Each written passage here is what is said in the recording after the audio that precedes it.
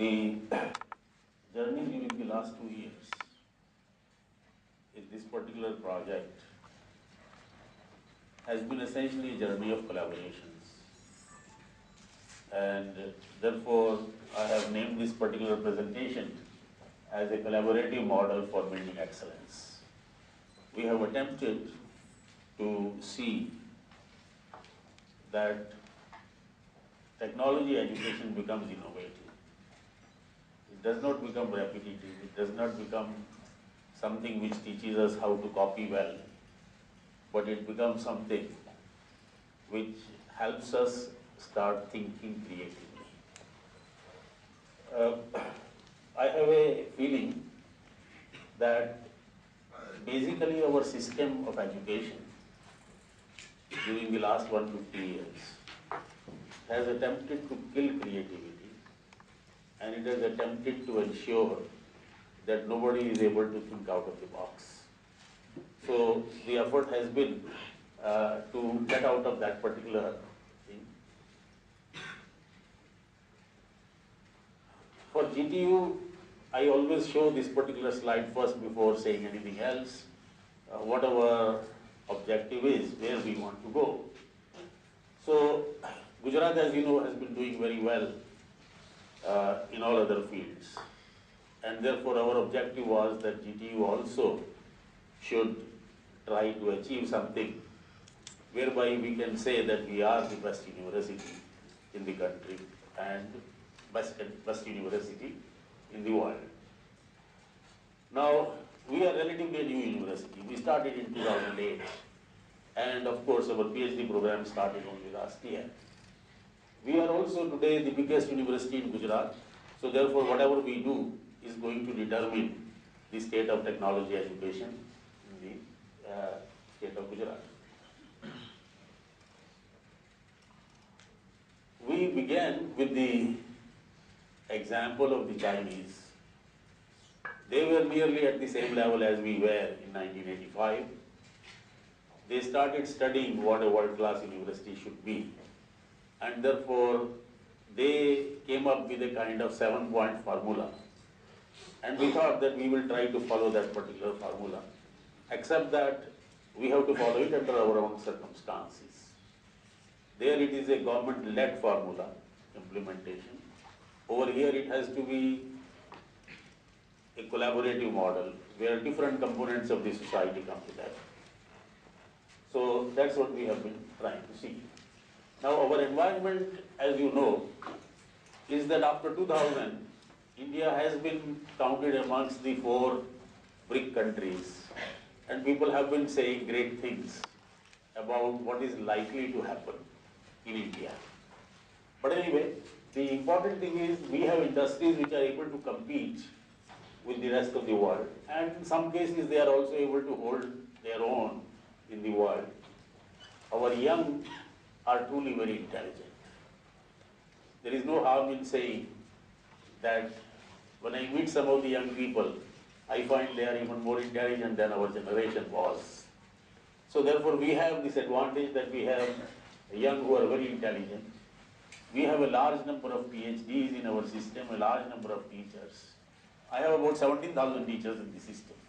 And therefore it is a gold mine on which GTU is sitting. The only thing is whether we are able to really get gold out of it. So we have a gold mine, but then if you have visited a gold mine, you will find that actually the gold looks like a stone over there, till you really refine it and do something. So what is the status of technology? In 2011, out of the first top 10 institutions, there was not one from Asia. Out of the top 50, there was none from India. No IIT was there in the top 50. In fact, our first IIT by QS ranking was at 217 rank. So why is it so? Why is it that we were not there? Well, these are the questions. The questions are our students are not intelligent enough? Is our faculty not competent? What is it that we lack, that we are nowhere? So, if you look at these questions, well, we have a great history. We used to be very intelligent, and therefore I thought that probably we have not yet lost our intelligence. It is true that genetic changes take place, but they take place over a time period of thousands of years. Between the 13th century and 21st, we could not have lost the creativity that we had. And during the modern age also, during the last 65 years, we have some achievements to our credit. They may not be as good as they should have been, but we have been doing something. The basic problem is in our educational system. And this is a challenge which we have refused to meet for decades. So this is a challenge which we have been knowing, but we embrace a problem and live with it. So we thought that we should do something. And so it is that we decided that we will talk about innovation in education, innovation in everything that we do. The first thing that we did was, we said that we must collaborate with the society, because if we have to bring innovations, then you have to collaborate. But collaboration means it is a two-way process. Now, the trouble is, the larger industry many times does not really want to collaborate. For example, our industry has given more to Harvard than to IIM Ahmedabad. Right? So we have examples of our great industrialists donating large amounts, which is very good for education. But the trouble is, most of it goes to Harvard. Why do they give over there? Why do they not come over here? There are various reasons, as all of you know. But GTU decided that we will not talk about how collaboration should be done, we will do it. So therefore, in spite of all the problems, we decided that we will not hold seminars on doing it. We will instead do the job. So how we went about doing the job, let's try to see.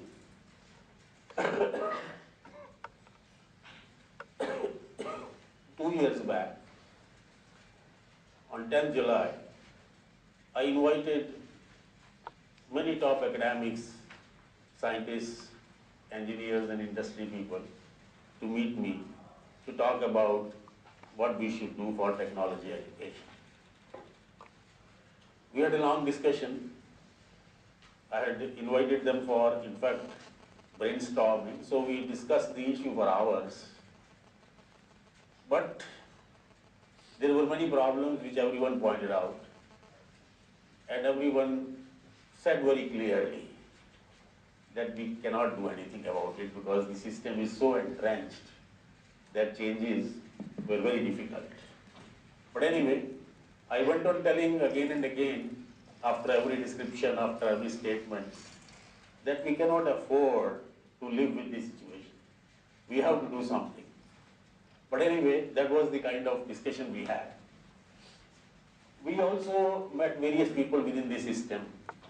So I invited even the trustees, who of course would not have much to do with the quality of education, but then they control, various institutions. So I listened to everyone, and then I invited myself to a meeting of the topmost industry people. I was advised that to change the whole system is very difficult.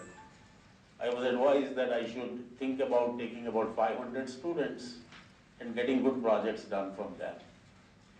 That may be something doable. I did not agree with them, and I told them, well, we are going ahead with what we are planning, and what we are planning was innovation. And therefore we started on that day in the presence of those big industries who were not with us. I mean, they were not really wanting to be with the idea, but we said we are going to do it. So therefore we started GTU Innovation Council. Now, there were problems. The problems were that the final year projects are a very important issue. All of you who are in technical education would be knowing that this is supposed to be the capstone of education. after 4 years of study, a student is supposed to do a project which kind of integrates everything that he has studied into something which is like a final product.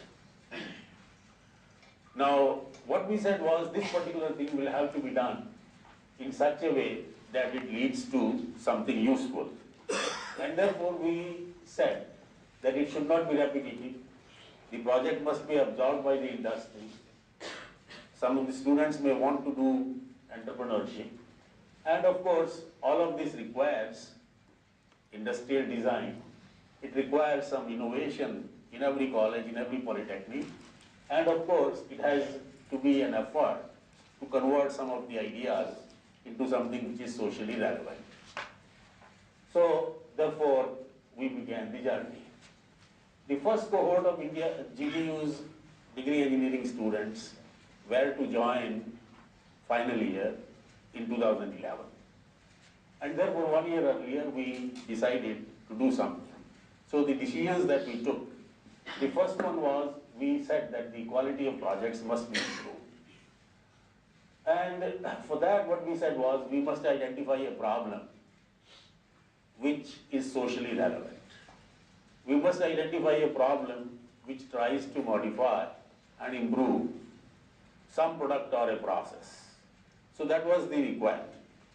So basically, we have to identify the problem, then we have to design the solution, implement it through mentoring, and then at the end, of course, it has to be evaluated, as is the practice in all education.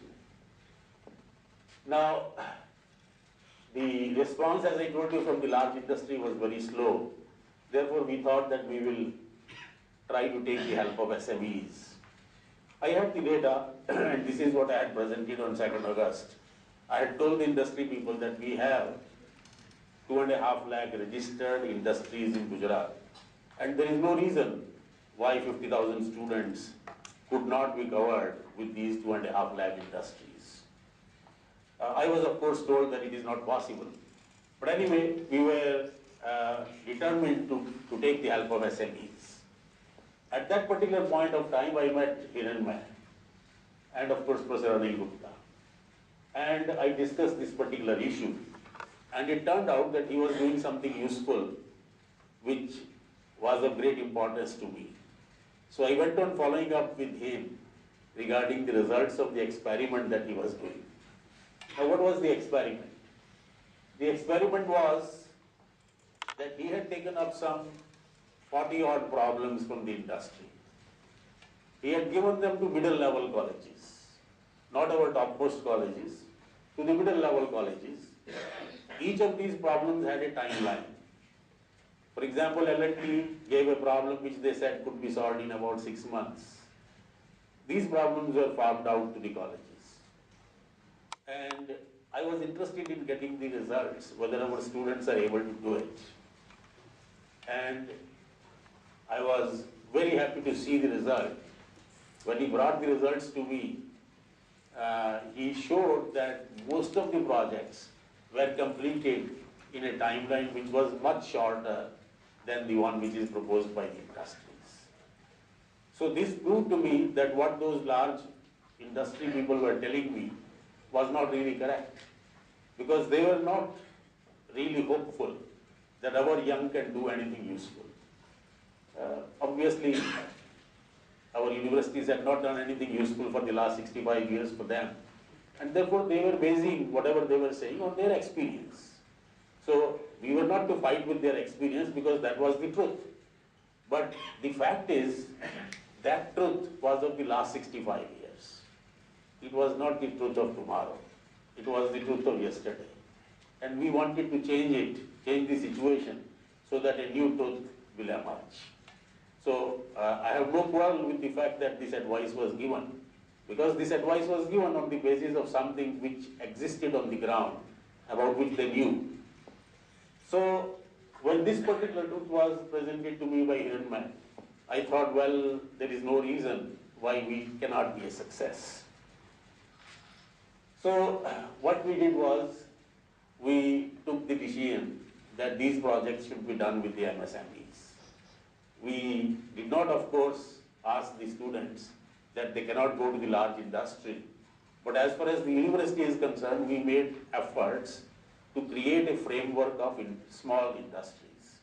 So we created Sankulls, 25 Sankulls in the state, wherein we tried to bring all the principals together with the industries, but we did not tap even one large industry. We worked with all small industries.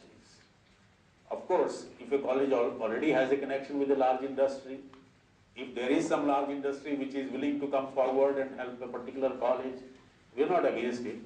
Let them take the projects from there, from whatever source they can get.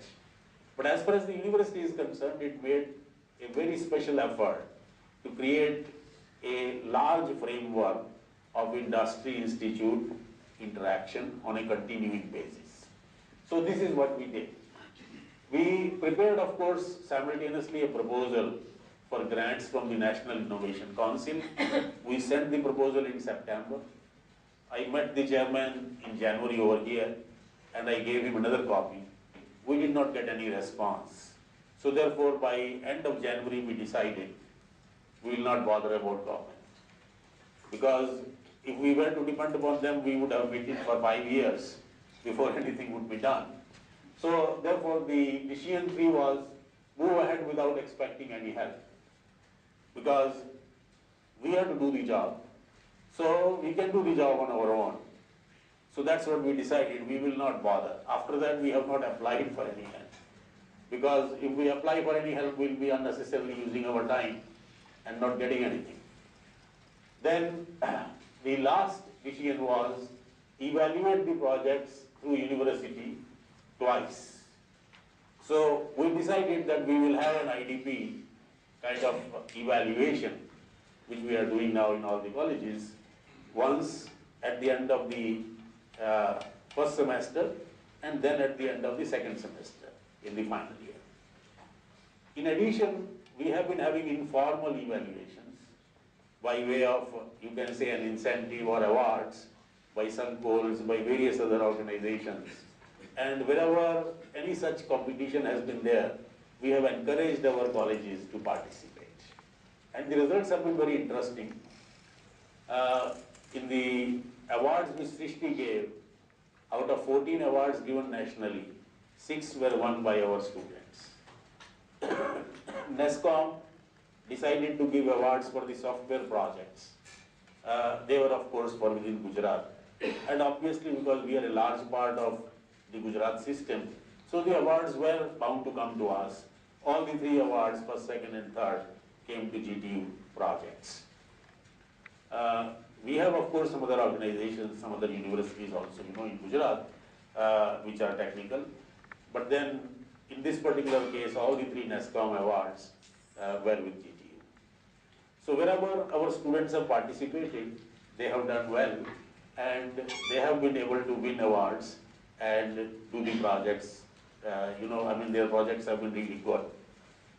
I must admit that our projects do not show still the engineering skill, engineering design skill which is required.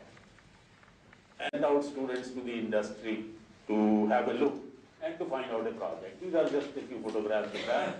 And basically the idea is that if there are 50,000 students, then they are going to spend about 10 months on the project. So it is 5 lakh man months during 2011 and 12. And these man months must not be allowed to go waste. That is basically the objective. So we have to do something about it. And we took the help of Techpedia for seeing that the projects are not a repeat.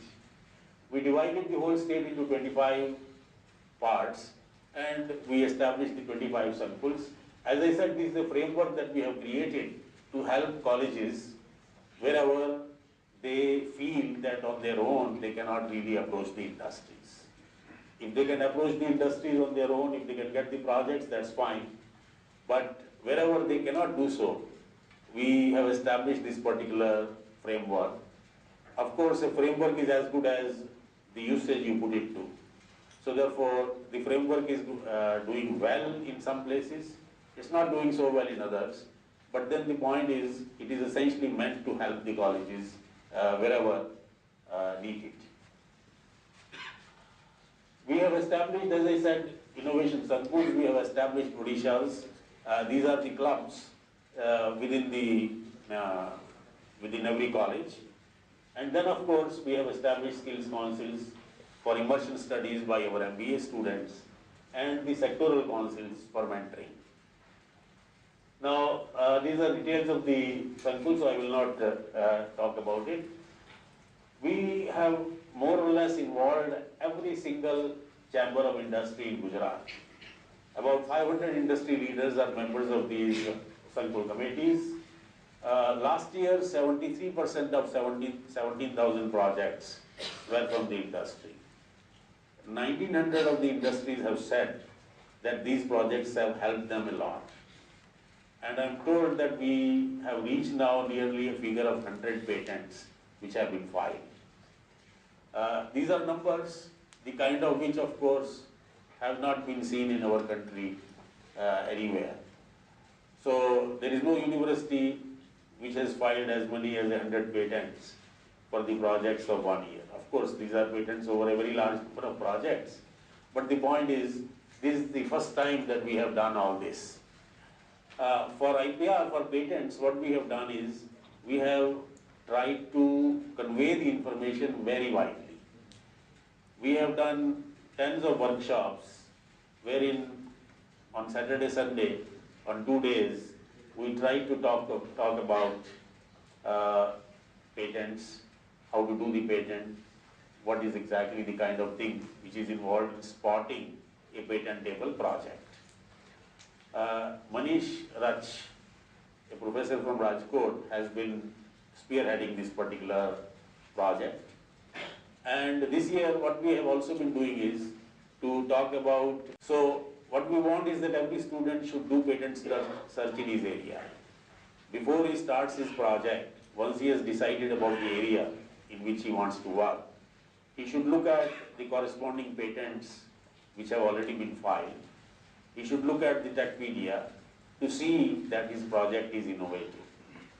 And so that is the kind of thing that we have been asking the students, and I hope this will lead to even more innovative projects next year.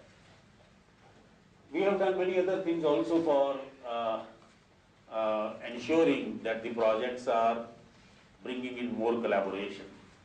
So there is a lot of collaborative working going on. These are just the data of the last year's projects. This is about IPR. We have some students who want to convert their projects into an enterprise. At the last count, when we did the meeting, where we invited students who had passed, we got 137 groups who wanted some kind of help. We have been trying to set up what we have called as a student startup support system for helping these 137 groups. We have also started what we call as IT infrastructure Abhiyan.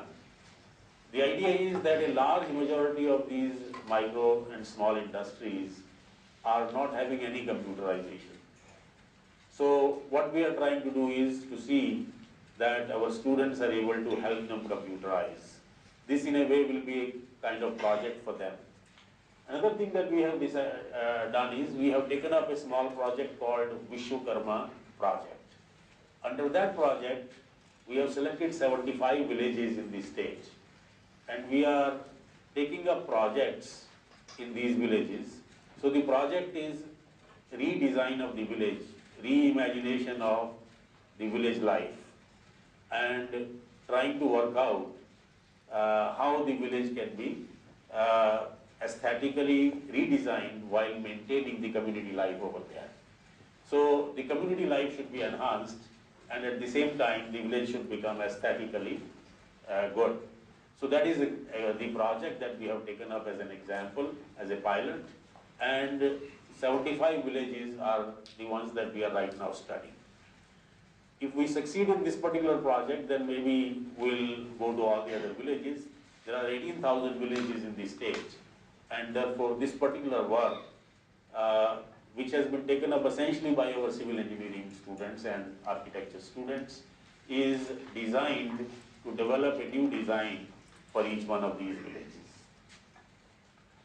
Besides that, there are a number of other things that we have been doing jointly with various other entities. As I said, one of the major things we have been doing is with Hiranmay, and the advantage of Techpedia has been that it will ensure that it is not a repeat project. It will see that we are able to join together the students of various groups. For example, for the Vishwakarma project, we have sent out MBA students along with civil engineers so that they should look at the possibility of new businesses or redeveloping existing businesses in that particular area. Then again, as he pointed out, it is a relay model wherein even if a project is not completed this year, it can be completed next year. Even a completed project can be improved. And the third interesting thing can be that a number of projects done at different places could be brought together to develop a single useful product. So those are the kind of things which can be done as we go ahead. The more important part is, of course, creating a mentoring network, which will go a long way in improving the quality of the projects, and that is something with which we have to work. There are various problems that we have been having. We do not really provide any support, financial support for good projects. So that is something which is required, and we have to work to somehow obtain this particular support. There is one college in Patan which has decided to provide a small help, 2,500 rupees they give to every project from the management side.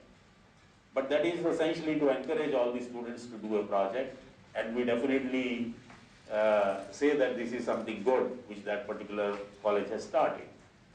But what we wanted was to provide a greater support to good projects, to select projects which are very good all over the state, and then to support.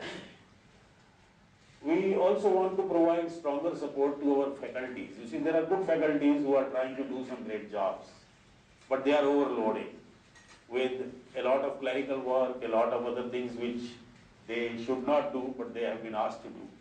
You see, it happens in every good organization that a good professor or a good person is overloaded, and there are some others, who will not do their job, and they are, of course, quite free.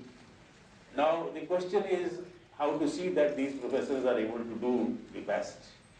And therefore, we want to develop a work-study system. Again, we require a financial support for that. Academic progression of faculty should be based on academic assessment. Today, it is based upon something which is called a confidential report.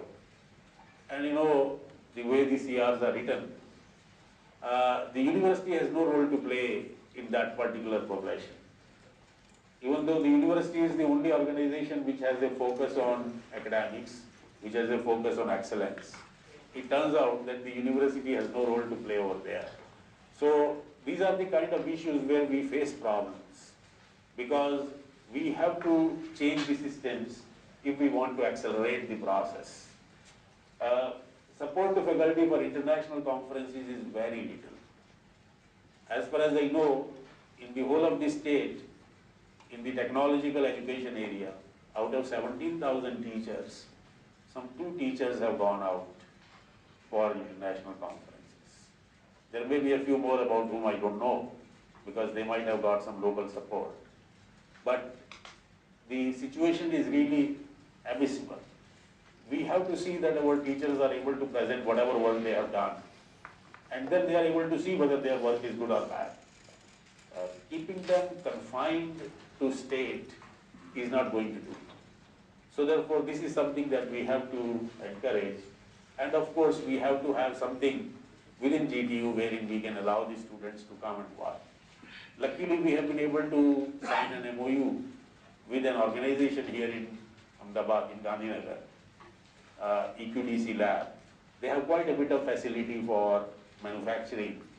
So therefore, any students who want to do a manufacturing project, we should be able to help them through this MOU. We are also trying that third-year students should be able to have some paid internship, and we are trying to develop projects wherein they should go to the industry and be useful to the industry. So, in fact, yesterday we got a group of teachers who had gone to Delhi at the German embassy to understand the idea of CCA, climate change adjustment. So we are trying to train our teachers so that they'll be able to do these projects. So basically there are a number of other things also that we are doing for collaboration with the industry, because all of these things are coming together to help the whole thing build up. But I think I will stop over here, because this is the kind of thing that has drawn maximum attention. There are a number of other small things that we have been doing in various areas, and the objective is that all of these together should come together to strengthen the system. We also have some students over here who have done the project last year and who did some excellent job. I think we'll try to call them to make a presentation. So with that, I think after this particular presentation and with the presentation of the students, you should be able to understand what we have been doing. Thank you.